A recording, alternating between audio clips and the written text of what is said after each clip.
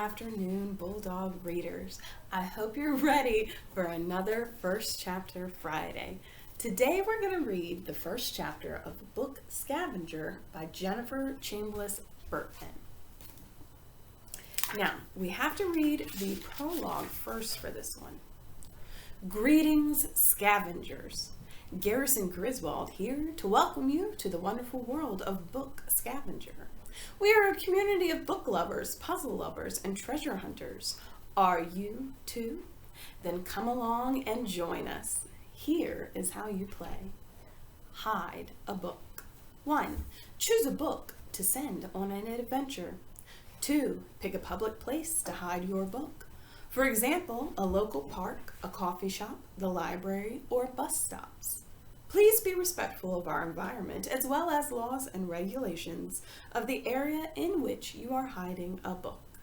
Visit our online store to purchase bookaflage and bookstooms to help conceal your book or create your own. Or hide your book in its birthday suit. After all, sometimes no disguise is the best disguise of all. 3. Create and upload a clue. Provide other scavengers with a hint for how to find your book. Example, the lowest branch on the tallest tree. To increase the difficulty level and fun, many users conceal their clue with a cipher or code, or make their clue the solution for a puzzle. Use the auto-generate feature on our website to have a computer encrypt your clue or get ideas from the Puzzlepedia page and create your own. 4. Register the book you would like to hide. Every registered book is issued a unique tracking code.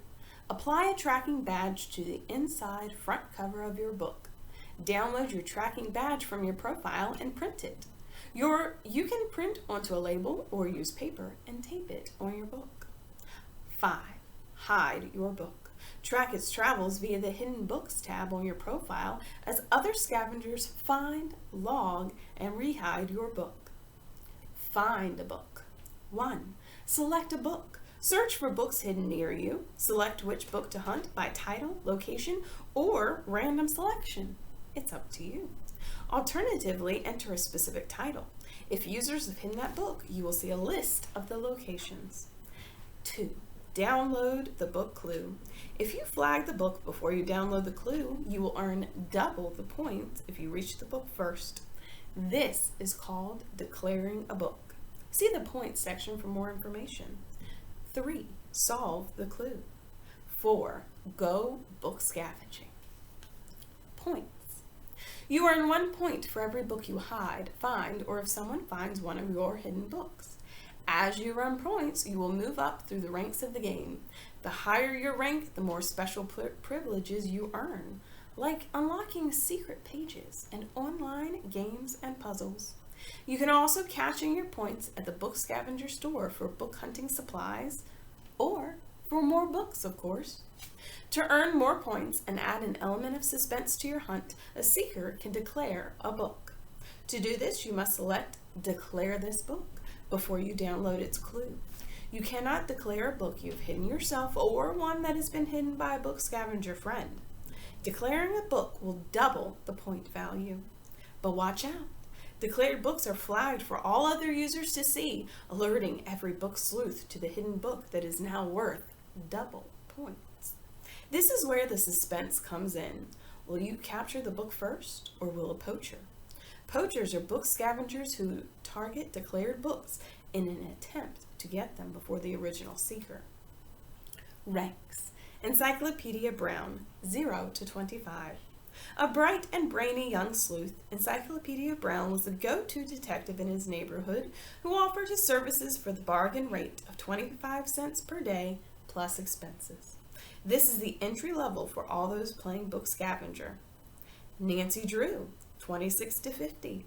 Your curiosity and keen eye for clues are moving you up in the world. Nancy Drew is a smart and resourceful teenage sleuth who began solving mysteries in the 1930s and continues to solve them to this day. Sam Spade, 51 through 100. You are an intrepid book scavenger now. This private detective is the creation of San Francisco's own literary son, Dashiell Hammett, and appeared in his novel The Maltese Falcon, as well as 3 short stories. Miss Marple, 101 to 150.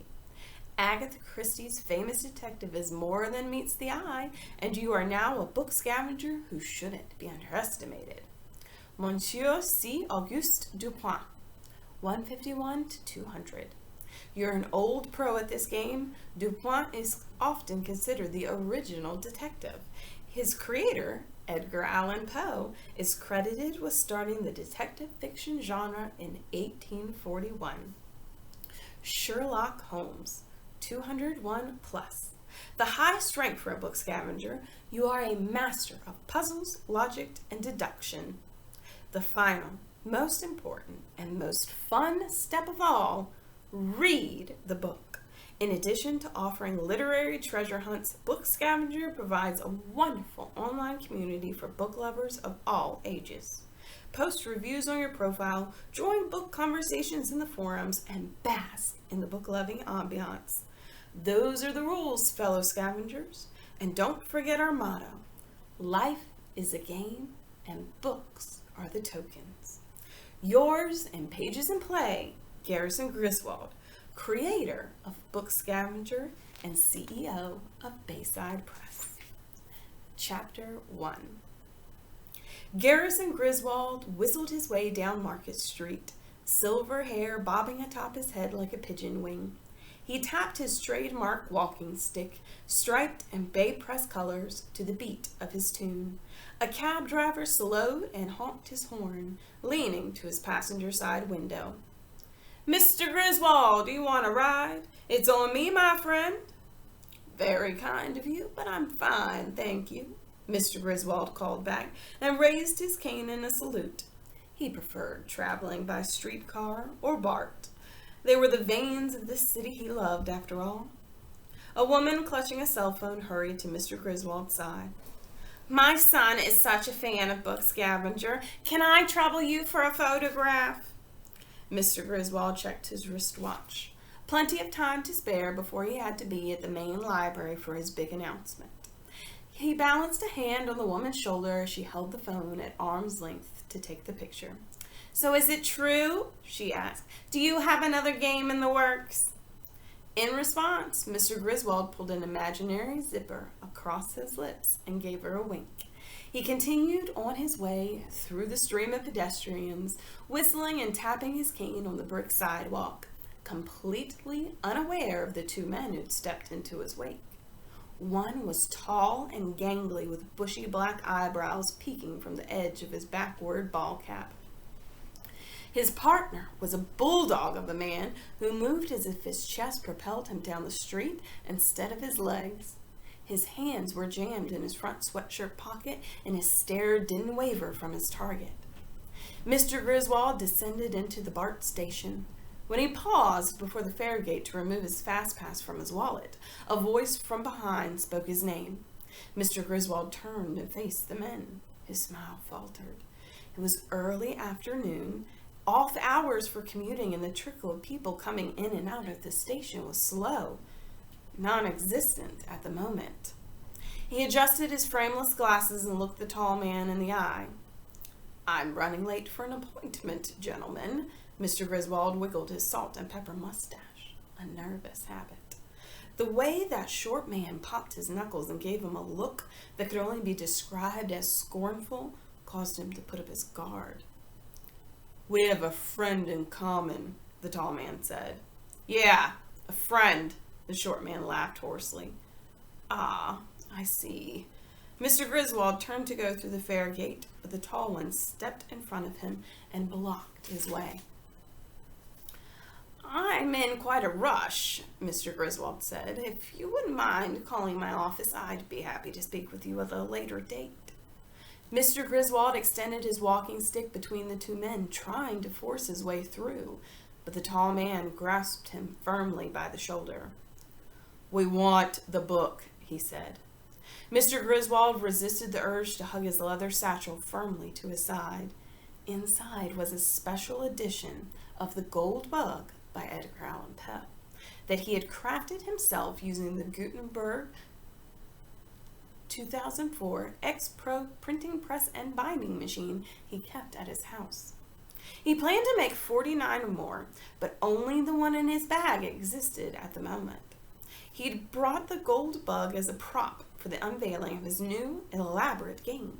It would be just enough to give a hint, a small peek to the public of what would be involved. But these men couldn't be talking about that book.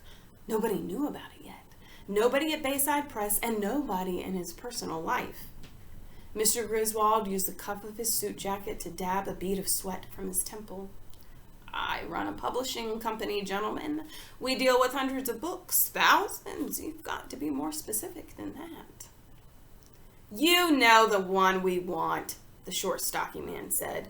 He leaned in close, stretching on tiptoe like he was looking up Mr. Griswold's nose.